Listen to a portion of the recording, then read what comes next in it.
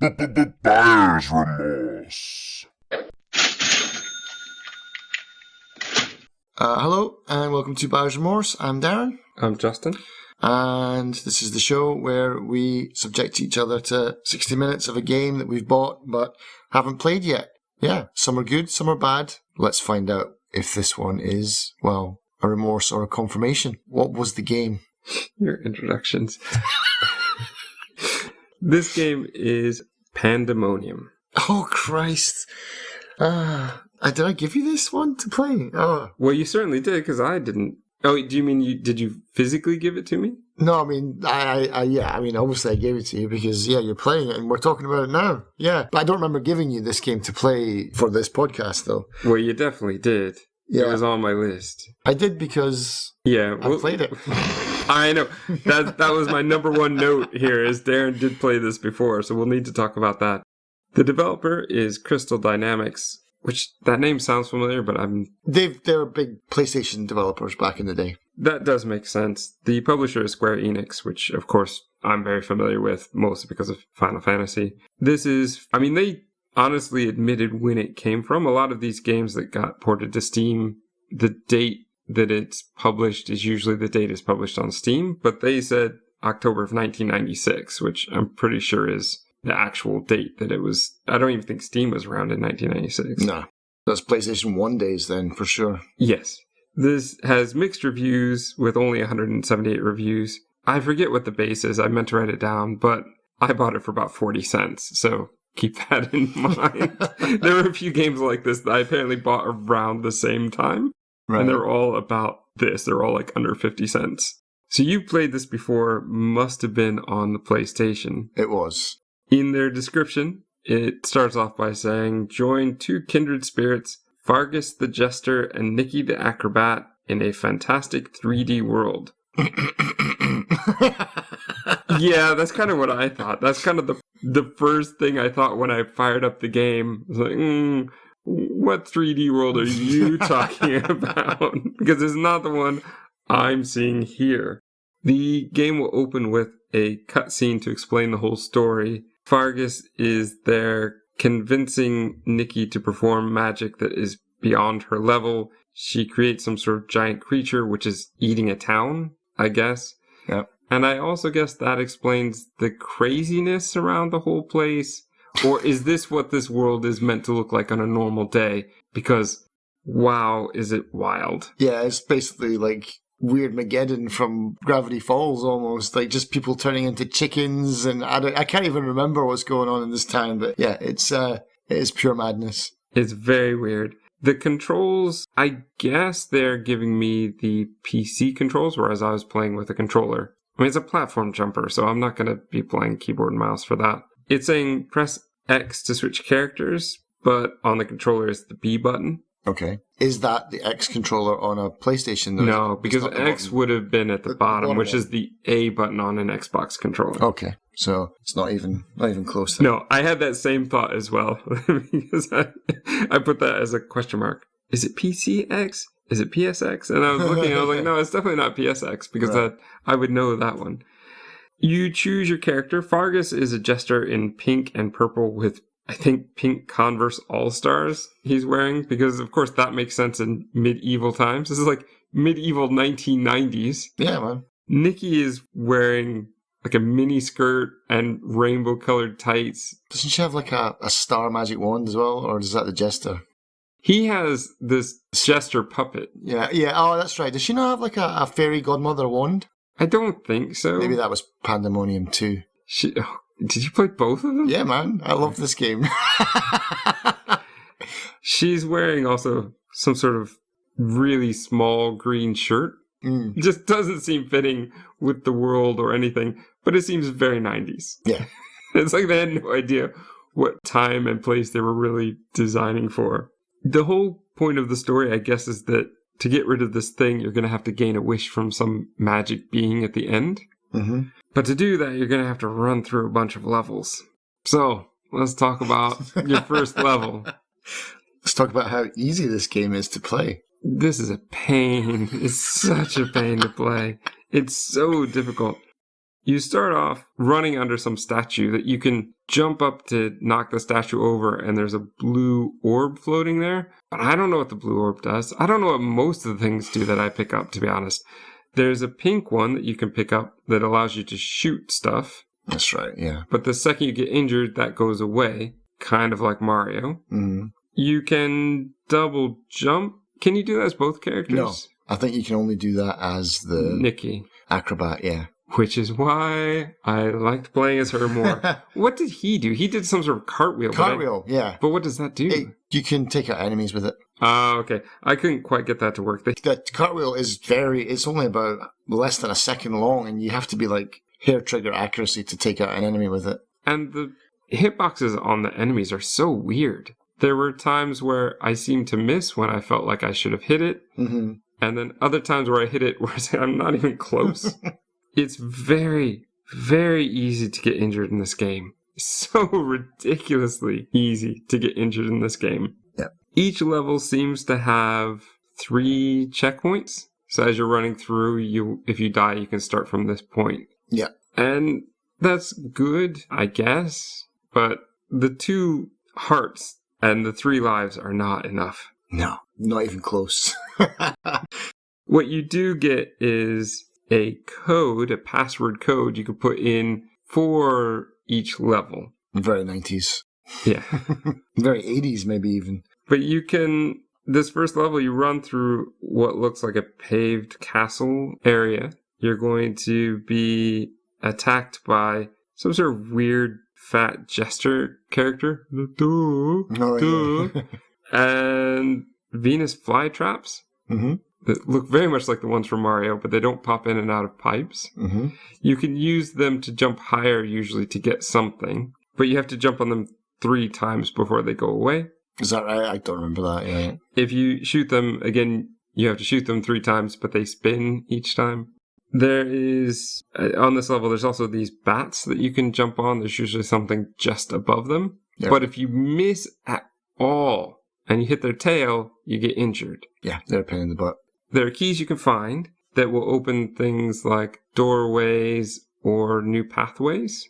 It gives the illusion of 3D, but it's not at all. It's so on a rail, it may as well be 2D. And sometimes to give more emphasis to the 3D-ness, it has you running towards the top of the screen as though you're running behind it, as though you're more like behind the shoulder of the character, like you would be in a different game, like, I don't know, a more recent Prince of Persia or pretty much anything else. But the thing is, it's a 2D game. No matter what they say about it being a 3D world, it's a 2D game.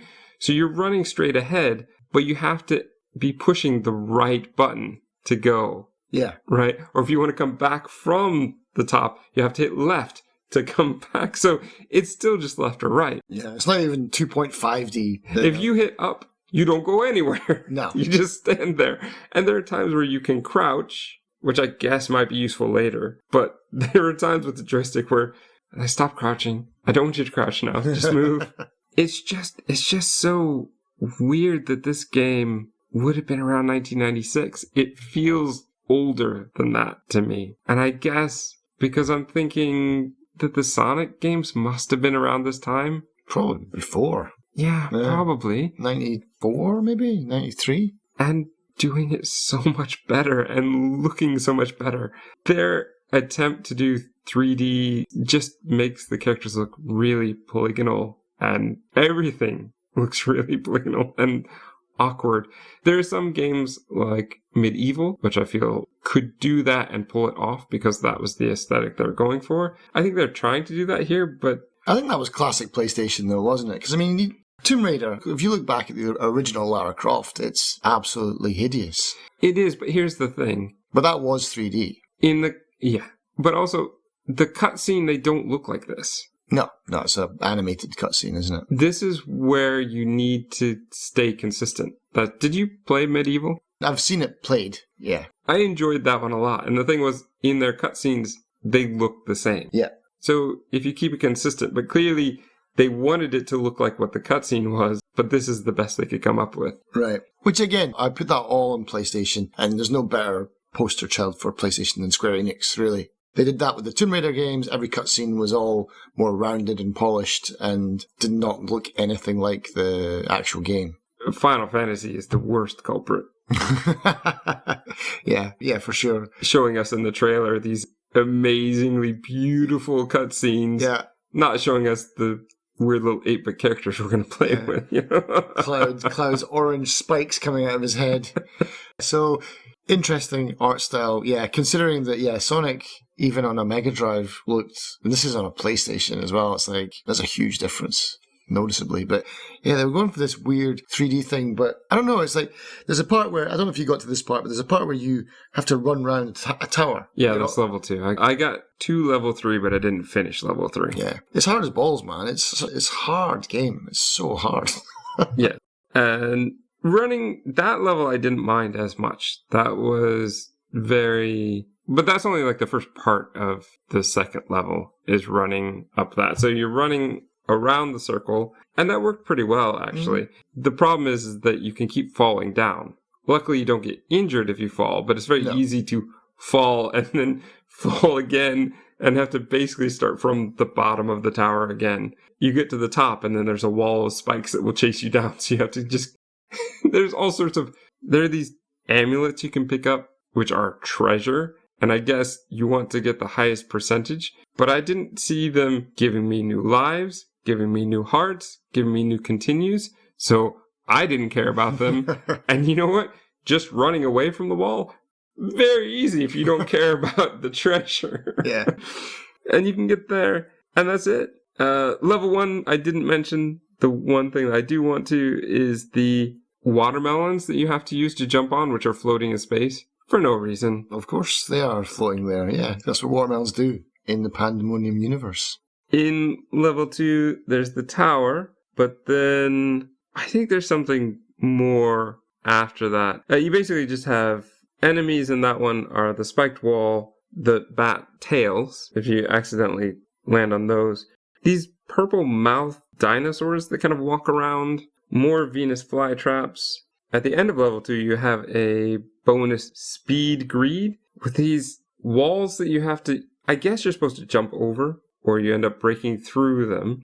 I don't remember this bit at all. And there are these spinning wheels they're like a speed boost, but the whole time you're being chased by this pink disc. And if the pink disc catches up to you, you're done. You're out. And then you immediately start over again. You get a couple tries at it, and but it wasn't enough for me to figure it out. I just kept dying almost immediately, and I think I got something like 2% for the speed greed section. Not very greedy. Yeah.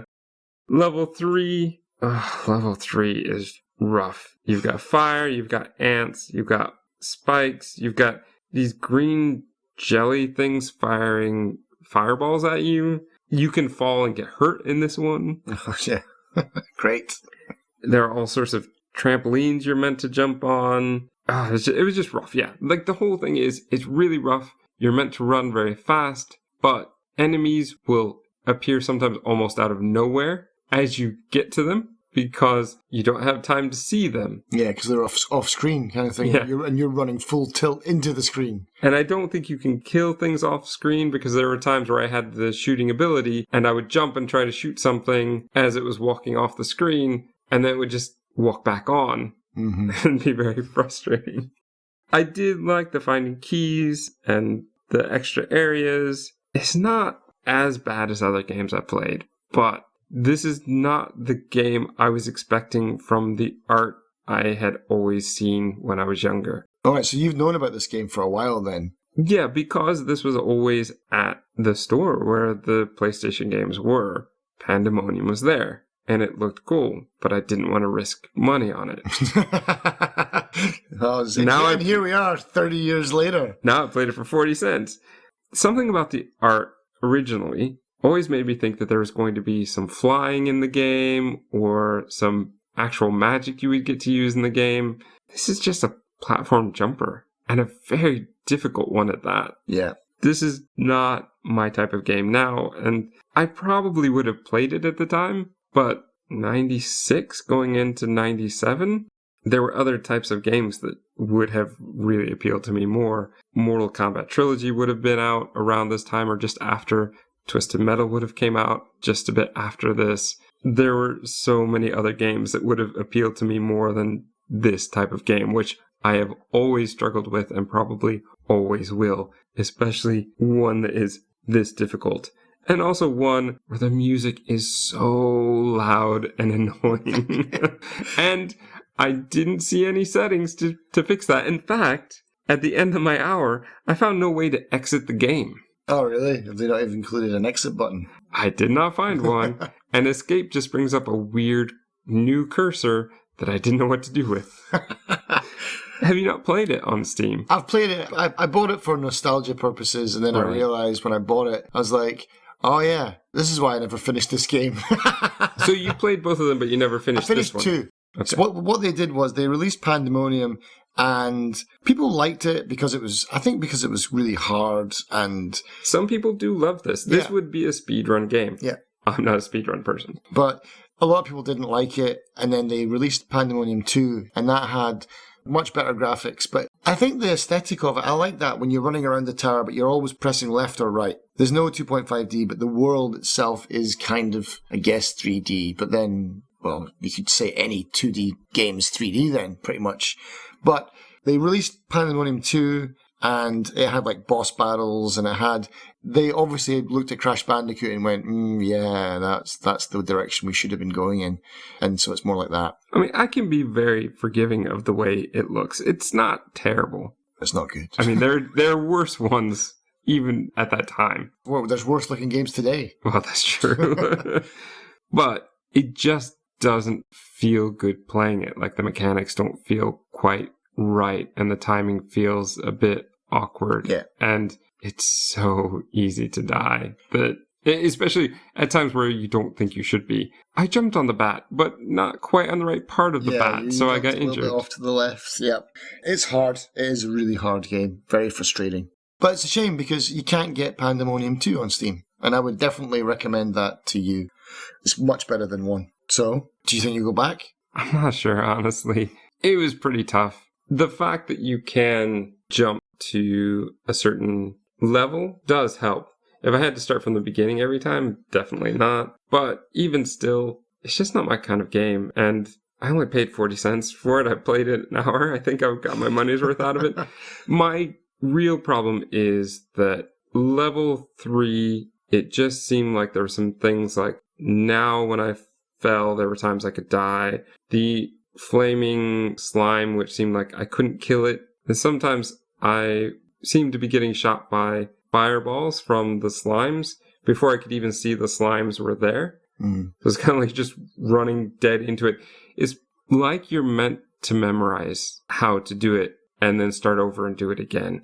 And I don't like that. Yeah. If I had unlimited lives, that would be a thing. If this were more a Super Meat Boy, but not as difficult as Super Meat Boy, then maybe. But this having to start over at the beginning of every level every time is pretty frustrating. Yeah. And it's not fun enough for me to probably want to keep going. So my suspicion is I will leave it on my desktop, assuming that I'm going to play it. But in 6 months, I'm going to go, yeah, I'm not. Delete. Yeah.